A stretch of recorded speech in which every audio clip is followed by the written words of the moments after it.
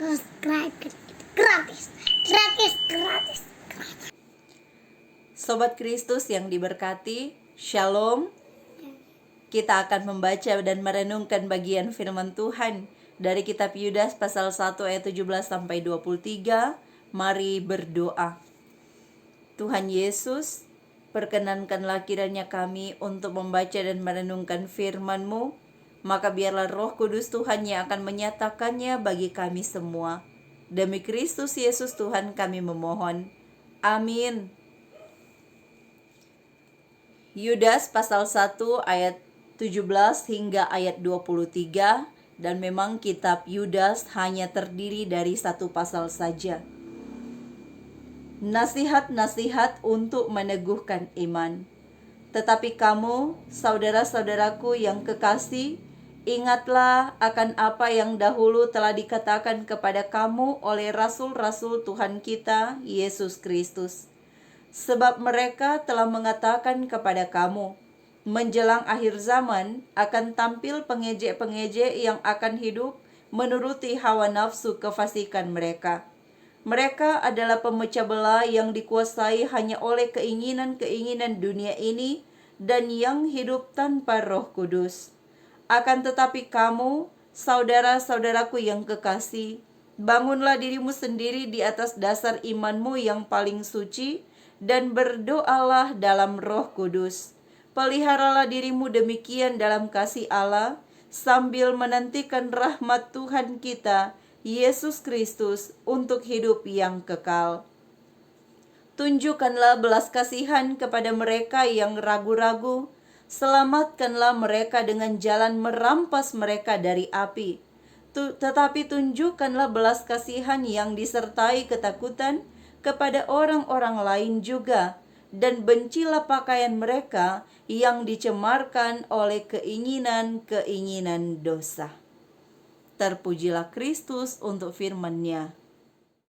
Saudara yang dikasihi dan diberkati oleh Tuhan, kitab Yudas ini hanya terdiri dari satu pasal saja, tetapi dimasukkan menjadi satu bagian dari surat penggembalaan kepada jemaat di awal abad pertama Masehi, yakni kira-kira di tahun 50-an hingga tahun 80-an Masehi.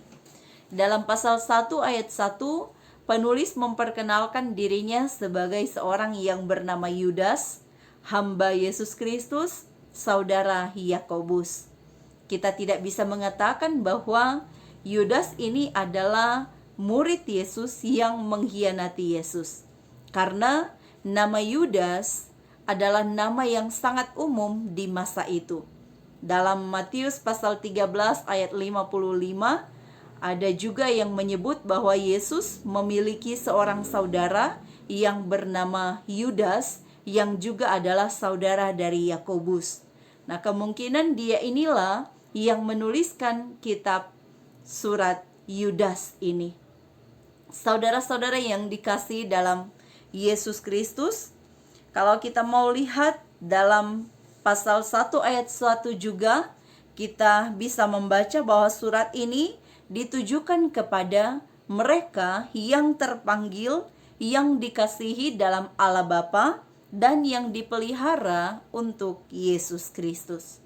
Masalah yang terjadi di dalam penerima surat Yudas ini tergambarkan di dalam pasal 1 ayat 3 hingga ayat 16, di mana Yudas mencatat masalah yang muncul saat itu ialah ada orang-orang tertentu yang telah masuk di antara kalangan orang percaya, yakni orang-orang fasik yang telah menyalahgunakan kasih karunia Allah. Mereka ini bukanlah orang-orang yang tidak mengenal cerita tentang Injil Yesus Kristus, tetapi mereka ini telah menyalahgunakan Injil itu sendiri. Nah, saudara-saudara yang dikasihi dan diberkati oleh Yesus Kristus, dalam ayat 17 hingga ayat 23, Yudas juga membuka tulisannya dengan mengungkapkan bahwa tetapi kamu ingatlah tentang apa yang sudah disampaikan oleh para rasul-rasul terdahulu, yakni bahwa mereka sudah mengatakan menjelang akhir zaman akan tampil pengejek-pengejek yang akan hidup menuruti hawa nafsu keinginan mereka sendiri. Pengejek dalam bahasa Indonesia disamaartikan dengan orang yang suka menghina atau orang yang suka mengolok-olok. Nah, orang yang berlaku demikian adalah orang yang disebut oleh Yudas dalam ayatnya yang ke-19 sebagai pemecah belah yang dikuasai oleh keinginan dunia dan yang hidup tanpa Roh Kudus. Nah, saudara yang dikasihi dan diberkati oleh Tuhan, berbicara tentang pengejek atau roh pemecah belah, kita juga bisa melihat hal ini dari kasus terhadap anak-anak kita yang sering kita lihat, entahkah itu secara langsung atau mungkin kita hanya melihat lewat media televisi, yakni kasus bullying. Kasus bullying ini adalah disebut sebagai suatu pembunuhan karakter, karena di dalamnya orang yang lemah dikuasai oleh orang yang merasa lebih kuat, suka mengejek, suka menghina, menyebabkan mental orang menjadi jatuh, bahkan bisa mengakibatkan trauma yang mendalam. Dan orang yang demikian tidak boleh dicontohi oleh setiap orang percaya, karena pengejek bukanlah kerja Roh Kudus. Sebab Roh Kudus tidak untuk memecah belah. Saudara-saudara yang dikasihi dan diberkati oleh Tuhan, tentu kita berusaha untuk mengambil satu solusi dari masalah yang terjadi ketika kita membaca bagian firman ini. Nah, Yudas mengambil dua hal tentang bagaimana cara untuk menyelesaikan solusi atau memberikan solusi terhadap masalah ini. Dalam ayatnya yang ke-20, Yudas mengingatkan setiap orang percaya supaya bangun dirimu sendiri atas dasar imanmu. Jadi hal pertama yang dilakukan ialah terhadap diri sendiri, membangun pertahanan diri sendiri dengan cara membangun di atas dasar iman yang paling suci dan berdoalah dalam Roh Kudus. Itulah cara yang paling efektif untuk membangun pertahanan dari diri sendiri. Ibarat satu rumah, jika ia didirikan di atas dasar yang kuat, dasar yang teguh, maka rumah itu pasti tidak akan mudah untuk runtuh, tidak akan goyah. Tapi jika rumah itu dibangun di atas dasar yang lemah, maka ia pasti akan mudah runtuh. Demikian pula dengan iman kita. Jika iman kita kuat, berdiri atas dasar iman yang paling suci, maka masalah sebesar apapun, ejekan sebesar apapun, roh pemecah belah seperti apapun, tidak akan mampu untuk meruntuhkan iman kita. Tetapi sebaliknya, jika iman kita lemah, maka masalah sekecil apapun akan mampu meruntuhkan iman kita.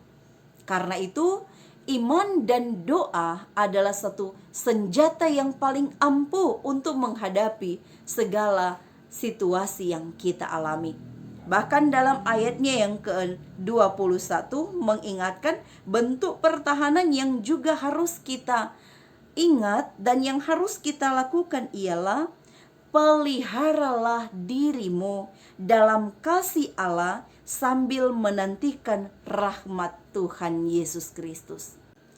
Kata rahmat diterjemahkan dari bahasa Yunaninya yakni eleon, atau dari kata asalnya eleos yang bisa berarti rahmat, bisa berarti murah hati, tapi juga bisa berarti berbelas kasihan. Nah, dalam ayatnya yang ke-21 ini diterjemahkan dengan rahmat. Sementara di dalam ayat 22 dan ayat 23, kata eleos ini yang digunakan eleate diterjemahkan dengan kata berbelas kasihan. Yang pertama dalam ayat 21, kata eleos atau eleon yang diterjemahkan sebagai kata rahmat. Kata rahmat ini berhubungan dengan Tuhan, kasih kita dengan Tuhan. Bagaimana kita membangun hubungan dengan Tuhan sehingga menjadi modal bagi kita, menjadi satu kekuatan bagi kita untuk menghadapi segala situasi. Dan selanjutnya di dalam ayat 22 hingga ayatnya yang ke-23 berbicara bahwa ternyata membangun pertahanan itu tidak cuma for diri sendiri, tapi juga berguna untuk terhadap sesama kita. Artinya tidak hanya sebagai identitas Kristiani, tetapi juga karakter Kristiani. Karakter berbicara tentang sikap yang terlihat. Dalam ayat 22 dikatakan, tunjukkan belas kasihan kepada mereka yang ragu-ragu.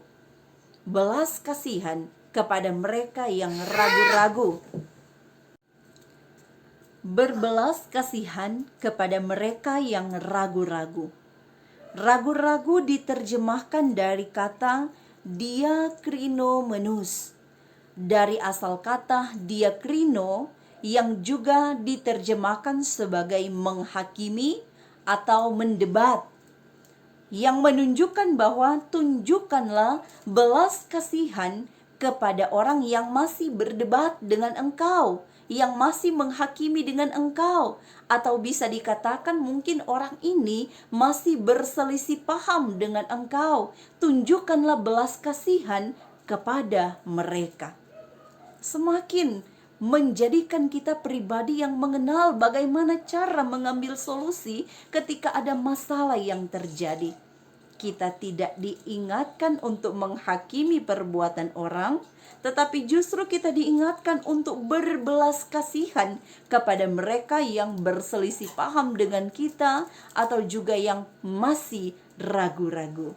Nah, saudaraku, dalam ayatnya yang ke-23, saya baca dari ayatnya yang ke-23 dikatakan, selamatkanlah mereka dengan jalan merampas mereka dari api.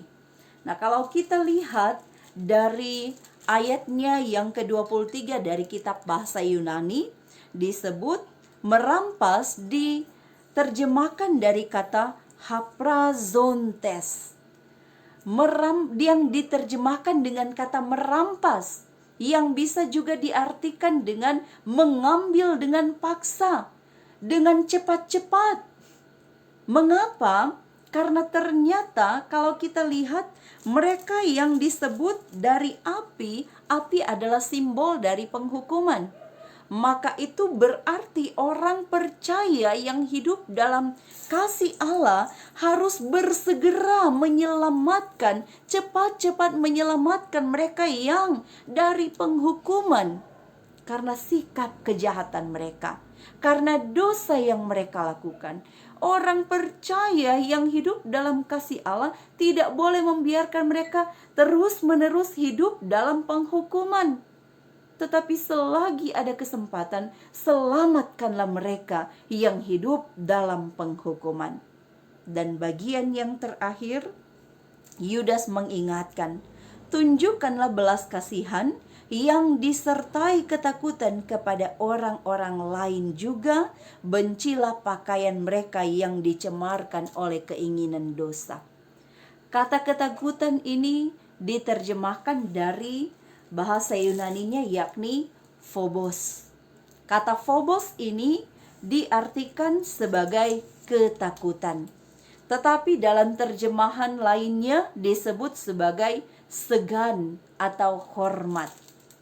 Artinya ketika kita melihat konteks yang ada, sekalipun kita berhadapan dengan orang yang berselisih paham dengan kita, sekalipun kita berhadapan dengan orang yang hidup dalam penghukuman, Tetapi yang harus kita lakukan ialah kita tetap berbelas kasihan kepada mereka dan tetap menunjukkan rasa takut atau rasa segan atau rasa hormat terhadap mereka. Sebab jangan menganggap diri lebih benar dari orang lain atau justru menyombongkan diri. Yang harus kita lakukan ialah takut, segan, atau hormat terhadap mereka. Tapi ingat, dalam bagian akhir kitab Yudas ini mengingatkan, bencilah pakaian mereka.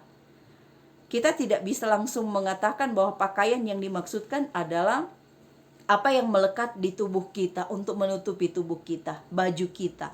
Tapi pakaian yang dimaksudkan adalah satu kalimat alegori yang mau menyampaikan bahwa kita harus membenci perilaku jahat mereka.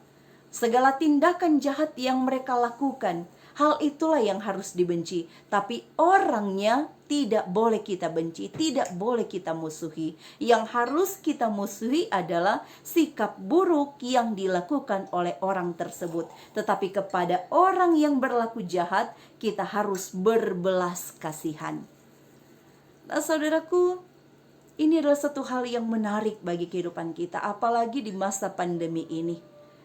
Kita tetap diajak untuk berbelas kasihan, bahkan terhadap para pengejek, mereka yang disebut sebagai pemecah belah, mereka yang berselisih paham dengan kita.